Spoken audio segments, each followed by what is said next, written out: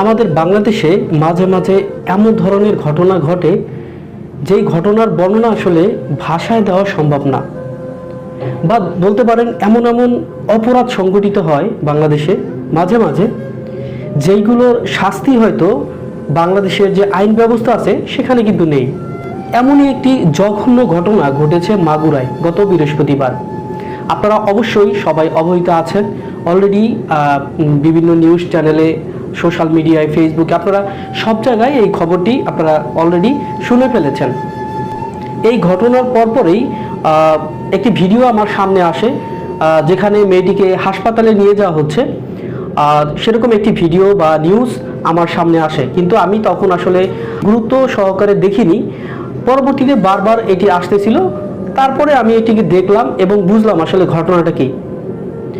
এমন ঘটনা আসলে সব সময় ঘটে না, মাঝে মাঝে ঘটে। আর যেই ঘটনাটি ঘটে সেটি আসলেই একেবারেই অনাকাঙ্ক্ষিত।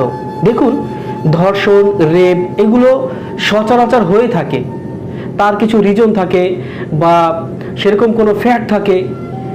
মাগুরায় 3য় শ্রেণীতে পড়া মাত্র 8 বছর বয়সী ছাত্রীর সাথে যে ঘটনাটি ঘটেছে এবং তার নিজের বোনের জামাই যে ঘটনাটি তার সাথে ঘটিয়েছে, এটা খুবই রেয়ার। আর এই ঘটনার আসলে কোনো ব্যাখ্যা নেই। আপনি একবার চিন্তা করে দেখুন, 3য় শ্রেণীতে পড়ে এমন একটি মেয়ের বয়স কত হতে পারে? সর্বোচ্চ 6 থেকে 7 অথবা 8 বছর। আর একটা 8 বছরের মেয়ে একেবারেই ছোট।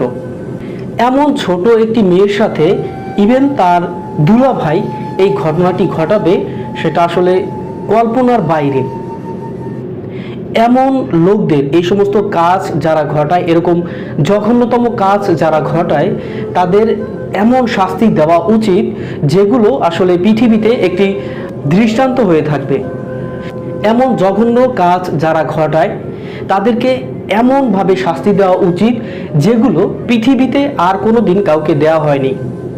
পৃথিবীতে যত মানুষ আছে যাদের চিন্তা ভাবনা এইরকম থাকবে, তারা যেন এই কাজটি করার আগে একবার এই দৃষ্টান্তমূলক শাস্তির কথা চিন্তা করে। যদিও বাংলাদেশে এরকম কোনো আইন নাই, এখানে আছে কি সর্বোচ্চ মৃত্যুদণ্ড, তাও ফাঁসি দিয়ে। আমার তো মনে হচ্ছে যে এই সমস্ত লোকদের শুধু ফাঁসি নয়, পাথর মেরে, তারপর মানে আর যত ধরনের শাস্তি দেয়া যায় এগুলো দিয়ে তারপরে তাকে মারা, মানে এই শাস্তি পেতে পেতে সে মরে যাবে, আর সেটা লাইভ টেলিকাস্ট হবে। তাহলে এই ধরনের কাজ যারা করবে তারা একবার ভেবে চিন্তে তারা সামনের দিকে আগাবে। ছোট একটি মেয়ে তার বোনের বাড়ি বেড়াতে গিয়েছিল, তার বোন তাকে রেখে তার ব্যক্তিগত কোনো কাজে বেরিয়েছে এবং সেই ফাঁকে দুলাভাই, অনেক পোস্টে আমি দেখেছি যে মেয়েটির বোনের জামাইয়ের সাথে মেয়েটির শ্বশুর নাকি ইনভলভ ছিল। তো এই ঘটনাটা যখন ঘটানো হয়েছে, তারপরে তারা ওই মেয়েটিকে মারার চেষ্টা করেছে এবং তারা এক পর্যায়ে হয়তো মারতে পারেনি, তারা আসলে সরে গেছে। পরে যখন মেয়েটির বোন এসে দেখে যে এই অবস্থা, প্রথম অবস্থায় তার বোন বুঝতে পারেনি। পরে যখন বিষয়টি বুঝতে পেরেছে, তখন তিনি হাসপাতালে নেওয়ার জন্য তার শাশুড়িকে জানান। তার শাশুড়ি বলছেন কি, তার শাশুড়ি নাকি বলছে যে মানিজ্যতের একটা বিষয় আছে, এই জন্য তার প্রথম দিকে নাকি তার শাশুড়ি সেখানে মানে হাসপাতালে নিতে দ্বিমত পোষণ করেছে। পরবর্তীতে যেভাবেই হোক তারা একটি হাসপাতালে নিয়েছে, সেখানে তারা রাখেনি। পরবর্তীতে ফরিদপুরে একটি সরকারি হাসপাতাল নিয়েছে, সেখানেও তারা রাখেনি। পরবর্তীতে খুব সম্ভবত ঢাকা মেডিকেলে নিয়ে আসা হয়েছে, আর মেয়েটির অবস্থা এখন খুবই খারাপ। এই অপরাধের সাথে যারা জড়িত তাদের এমন শাস্তি দেওয়া উচিত। আমি মনে করি শুধুমাত্র ফাঁসিতে কাজ হবে না। ফাঁসি দিলে আমরা আগে পরে অনেক দেখেছি বিভিন্ন অপরাধের কারণে তাদের ফাঁসি হয়েছে এবং ফাঁসি হয়েছে ওই পর্যন্ত শেষ। পরবর্তীতে ওই ধরনের অপরাধ হাজার হাজার মানুষ সবসময় করেছে।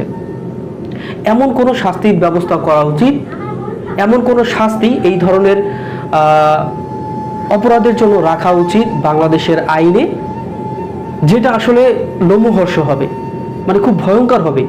যারা এই ধরনের কাজ যখনই করতে যাবে, সবাই না হলে অন্তত কিছু লোক তো ভাববে যে এই ধরনের মৃত্যু আমার হতে পারে।